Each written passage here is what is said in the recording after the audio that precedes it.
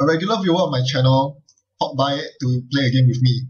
And I encourage all of you to do the same. If you all want to invite me for a game, do feel free, pop a message by my OCTGN and we can find a game someday. This guy is playing Stabteki, and which means that my Exile deck isn't very relevant, as in the Breaker Suite, Avid, Overmind, whatever. It doesn't matter. All that matters is that I avoid getting flatline while consistently pressuring him and scoring agendas from him. Notice my first play here. I play a Dirty Laundry. For most decks, you shouldn't play your burst economy. You should leave it as net damage fodder, but in my Exile deck, I don't have any resource-based economy, so I need to play my Laundry so that I have enough money to start playing other cards. Then I proceed to face check his remote server, because this, when it's the early game, when there are no Mushin no Shin assets out, that is the safest time you can face check an unadvanced card. Because even if it's a Psychic Field or a Snare, you lose the cards, you just draw back up, clear the tag, and you're good to go. Whereas late game, if you do that, you might get flatlined by Ronin. So you always check the first face down card, and more importantly, because you do not want to give away the early Killer Hands or House of Knives to the runner, to the cop. That will seriously kill your game plan. Because you will take a lot of unnecessary net damage, or the cop will grow rich too quickly for you to handle. So face checking the first item is always very important, and I always notice that a lot of cops just throw down a Killer Hands or a House of Knives on the first asset because they think that, well, I just lose one agenda point, big deal. Well, it is a big deal for the runner, so always face check it. Well, I think now that I'm publicizing this, more and more corps will not throw down the agenda so freely anymore. Anyway, doesn't matter. Now, I fast forward a few turns. He Mushin no Shin something out. Of course, I cannot afford to face check that. If I take a 3 advance Cerebral to the face, I might as well concede. So I find myself having to deal with 2 Yaguras. So thankful that I got the early deep rid off. It could be lying at the bottom of my deck, and I wouldn't have any way to deal with a double Yagura. But I managed to go through. I only break the net damage subroutines, and I see a House of Knives. So that is on the high priority for stealing. The other 4 cards were a pair of Jackson Howards and a pair of Fetal AI, so it didn't really matter in which order I put them. If he decides to draw the Jackson and use it, he's just going to get agenda flooded with Fetal AIs, and I will know that that is my time to strike HQ. And that is exactly what he does.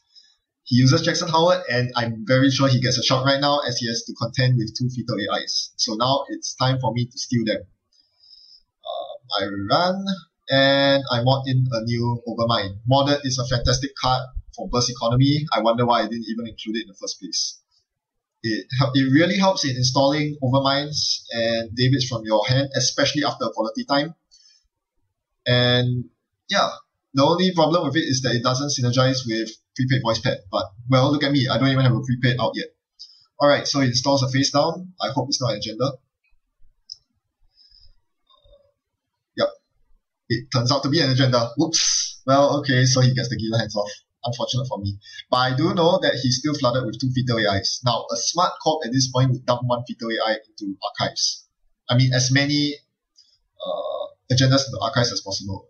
Because when you have the Jackson Howard out and the runner knows that you have a snare in the archives, it's pretty hard to play as the runner. I know that he has a shock. Sorry, not a snare. A shock in there because he overrode it with the Mushin no Shin. Unfortunately for me, it means that I cannot run on archives without taking that damage. And it probably will come to naught because he will just recycle all his agendas with Jackson Howard. So the only thing I can do is to run Jackson Howard, but I don't have the economy to do so. So instead I run on the face down, and sure enough, it was a Psychic Field, and I lost the side game. That was a misplay for me. I should have gained 1 credit because after I dirty laundried the Psychic Field and left myself with 1 credit. Had that been the second Fetal AI, which I know that he possesses, I wouldn't have been able to steal it. I would have taken 2 net damage for nothing. So that was a small misplay by me. Thankfully, it didn't cost too much. Alright, so he gets rid of the Psychic Field, which I didn't trash, and a Mushin no Shin came out. And I ran it. And it turned out to be a Fetal AI. Yay! Yes, I called his bluff on that. So now I know that I've defused both Fetal AIs. That was a very huge score, because if the 2 points had went to him, things would have been much harder for me. That was really a gut feeling, because it seems like the first remote was either a Ronin or a Cerebral Overwriter. So he thinks that I'm afraid to run on 3 advanced cards. I'm showing him otherwise with that run. And yes, don't think of it as stealing 2 agenda points for 3 net damage. Think of it as a 4 agenda point swing. Instead of him scoring the 2 points from Fetal AI, I'm the one stealing it. So it's a huge swing in my favor. Meanwhile, I'm looking at the various ways to apply pressure on R&D. I know that indexing doesn't work because he has Jackson Tower out and I cannot afford to trash Jackson at this point. So I just go for a single run, because right now I'm on a match point. All I need to do is to see a single agenda on top of R&D to win the game. At this point, it's really starting to, the double Yagura is really starting to tax my overmind. This is definitely one time I wish I spent 2 influence on Parasite instead of the second legwork.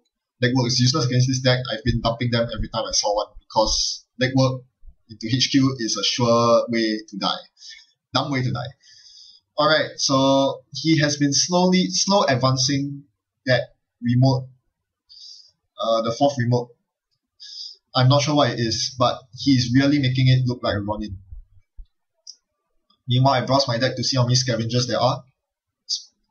Counting the number of scavengers is pretty important, because that limits the number of accesses I have to R&D. So I install an SMC, for goodness knows why.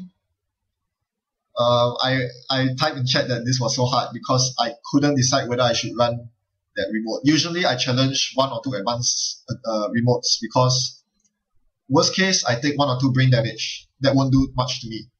I will still start with at least 4 cards in hand at the start of the turn, which means that I can still face check remotes on first click and draw up thereafter. And I'll be still safe from run-ins, which is the most important thing. Alright, so he does advance it to 4. I'm really, really afraid at this point. I break through R&D and took 2 net damage. I saw that was the only way I was going to get the last agenda. Now he will be very scared of throwing raw agendas out on the table because I'm on match point. I see a Psychic Field and that is trash. Usually I let them keep it, but I do not want him installing random cards onto the table at this point. So the Psychic Field has got to go. And anyway, I have sufficient money now. Now the limiting factor is not money, it's Overmind Recursion. Alright, so he states in chat that he thinks he loses now, but that could be all Stabteki mind games. Now I remember why I have the SMC on the table. There is a Deus Ex in my deck. I still haven't drawn it. The Deus Ex is very important because there's another problem on my mind. It's called Philotic Entanglement. I haven't seen that agenda yet, which means since he had 4 advanced both cards, neither of them are Philotics probably. If a Philotic ever comes online, I need to tutor my Deus Ex quickly to prevent a flatline. A Philotic will now deal 5 net damage. So I need to end my turn always with at least 5 cards. That is a pretty tall order. Alright, he installs what I think is a Philotic Entanglement. So I play the Show Gamble and run it. I need to defuse the Philotic Entanglement. I cannot let him get it off because a Philotic into a Neuro EMP or Ronin could easily kill me. I see a Komainu, and of course I trash a Deus Ex, and I see a Ronin goes home. Not gonna let him have that. This is where Deus Ex comes in really handy. Because I lost the Parasite for including a second deck work in this version of the deck, I need to make it up to have some sort of defense against Swordsman, especially Swordsman, because I'm running Overmind only, and Komainu and Tsurugi as well. Lots of subroutines, can't always break them with Overmind. Deus Ex does the job perfectly and protects me against Stabteki. Alright, I hope that's not a Philotic in the remote server. If it is, I can't do much about it. So I run R&D using 4 tokens to see 1 card. I'm just going to persistently access R&D until I find the last agenda to win the game. That's the only reliable way of doing so. And I hit the snare and the Mushin Noshin. Okay, yes, I did install an R&D interface so that my runs are more equitable. I can't be just seeing one card every run. Seeing two cards is pretty risky, but I really do have to take the risk. And anyway, with me being at match point and with 2 Fetal AI squad, the chance of me hitting a snare into a Fetal is pretty low. So I'm just banking on that at this point. Alright, at the end of my turn, I use Clone Chip to tutor the Deus Ex from my deck to gain me 1 card and to gain me net damage protection. In case he has run-ins on the board, there are 4 advance. Yes, I need to ensure that I'm safe. In case that remote was a Philotic Entanglement, I need to ensure my safety. So, yes, I am in a very precarious position at this point. My deck is running low and I do not have a Levi AR Lab access because it got sniped from my hand. Very smart. I really wish I had a second Levi. Well, so I draw it into all my cards. A small mistake because I have 1 more clone chip on the table. I can easily use that clone chip to recurse my to draw my last card, but instead I spent a click drawing, so that was a small mistake. Anyway, yep, he hits me with Fetal AI, so now I have 4 hit points left and a Deus Ex. Alright, this is looking pretty scary for me. Thankfully, I have a clone chip out, which means that I can actually protect against 2 instances of net damage with Deus Ex should I choose to. But I should be using that clone chip for Overmind instead because I need to score the last agenda anyway. I see a run-in. Trash.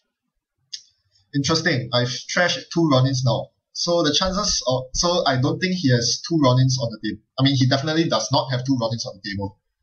So all I need to worry about now is a run-in into Philotic Entanglement. Yep. I need to prevent the Philotic Entanglement damage with Deus Ex. Alright, he ices up HQ, and my Overmind is dry. It looks like I need to recycle my Overmind.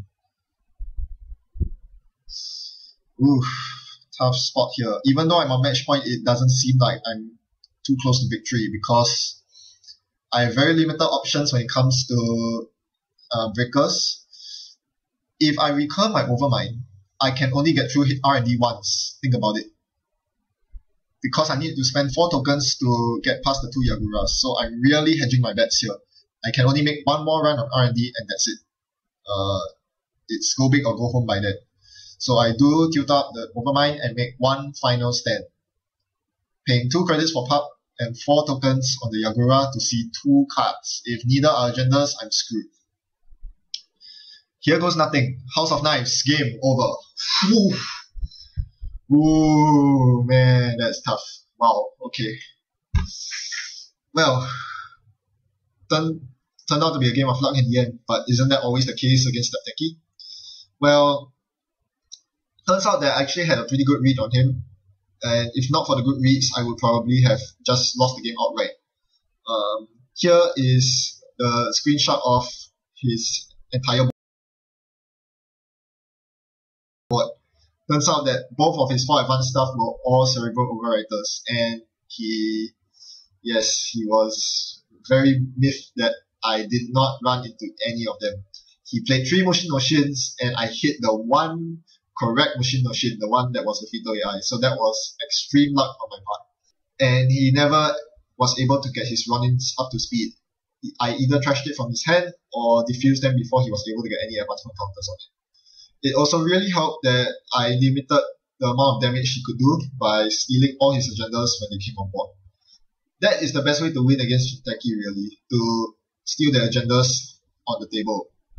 Usually you think that indexing, keyhole, central pressure is the best, and indeed it does help a lot, or credit denial if you can.